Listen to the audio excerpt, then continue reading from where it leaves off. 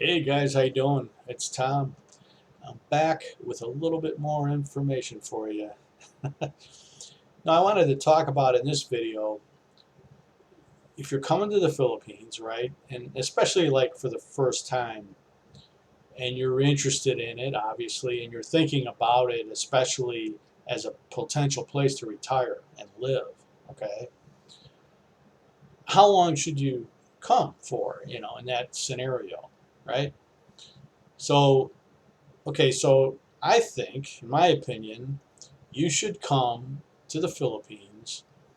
If you really want to get a good taste of it, the longer the better, actually. I mean, if you can come for 2 or 3 months, God bless you. You know what I mean? That's fine. But if you want to just sort of come, for long enough to maybe get a taste of everything, right? I would tell you to come for at least like a month or, like let's say 28 days, okay? Because your initial visa is going to be good for 30 days. Your initial visa that they stamp in your passport when you arrive, visa upon arrival, if you're coming from visa, countries like the U.S., for example, right?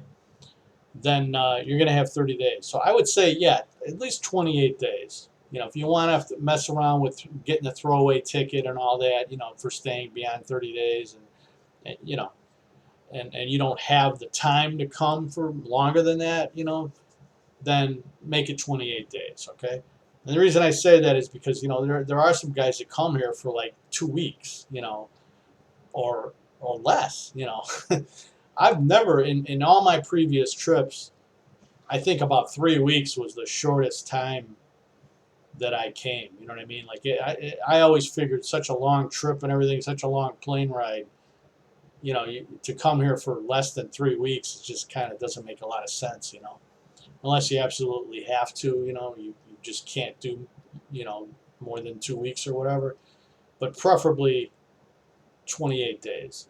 And keep in mind too that, and this is a plus, if you're coming from the U.S., I've hardly ever experienced any jet lag coming from the U.S.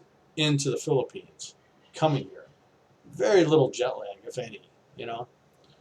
Um, but when you go home, there will be some jet lag, very likely, and it's might affect you for 3 4 days or even a week, where your sleep schedule is going to be a little thrown off and stuff like that.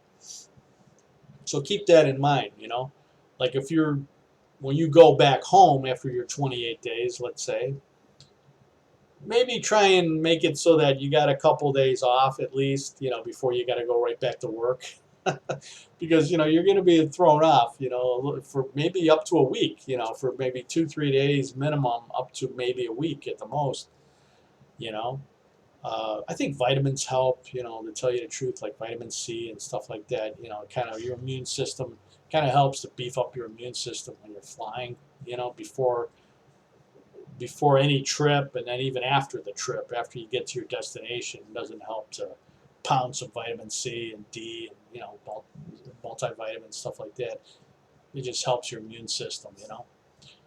So, but anyway, 28 days, and then like what should you do, right? Like you're probably thinking, should I go to more than one place? Yeah, I think, in my opinion, you should. Especially if you don't really have a place nailed down yet in your mind, you should go to, I would recommend going to 4 different cities, right? And spend at least 1 week in each city. Because if you go somewhere for 2 3 days and then you go somewhere else for two, you're not going to get a taste of the place, okay? Believe me, you're not. You need to spend really a week, a full like 7 days, preferably. I would say 5 to 7 days, but preferably 7 days. All right, in each location, and just pick, whatever. You could pick like 4 different locations, right? You know, I've been to several locations. I can't recommend necessarily where you might want to go because it depends on you. It depends on how old you are, what you're looking for, and stuff like that.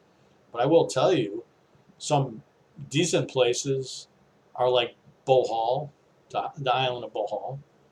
Okay, it's a nice place to go, and it's not ultra expensive.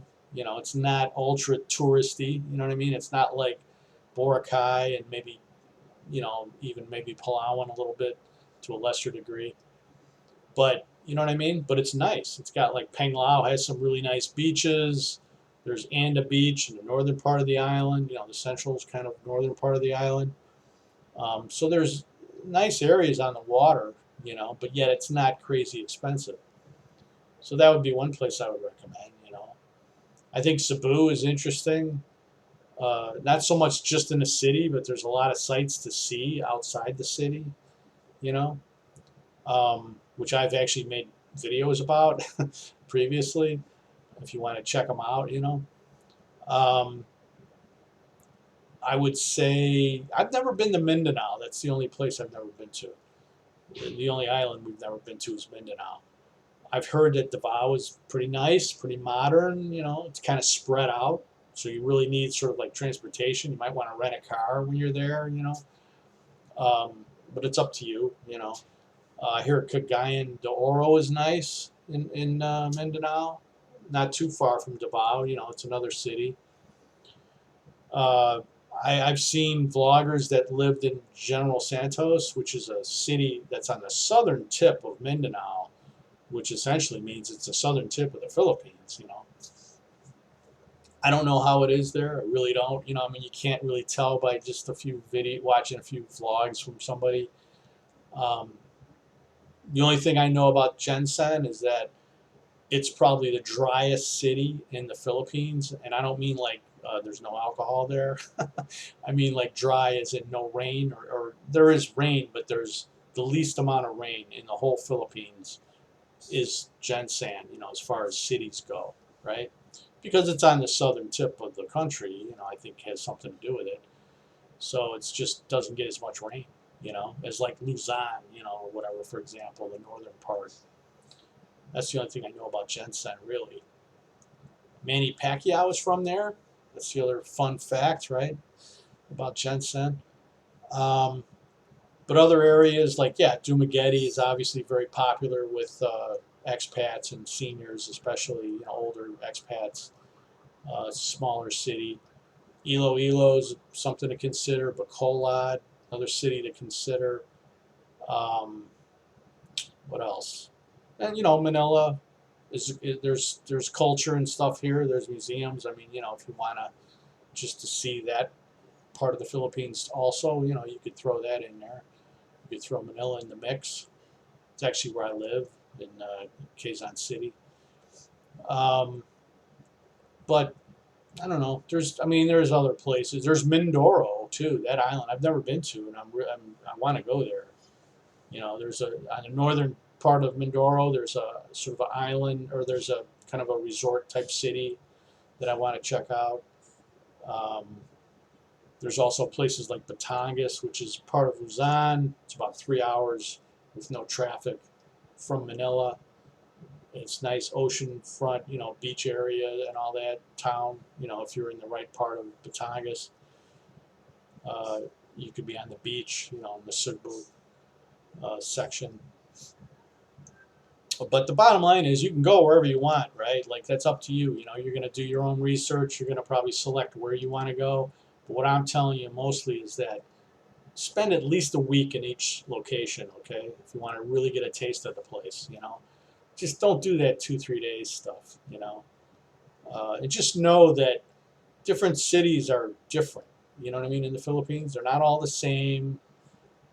You know, I know a lot of you guys probably watch vlogs from guys that are primarily in Cebu and Dumaguete, and you might think that, you know, the whole country is exactly like what they're saying, and those areas are, you know, things are in those areas, and it's like it's not true. You know, I mean, you got to just do your own research, and do your own, you know, check out your own different areas, you know, and you'll see how things are different. You know, people are friendly here. That's true, pretty much throughout the whole country.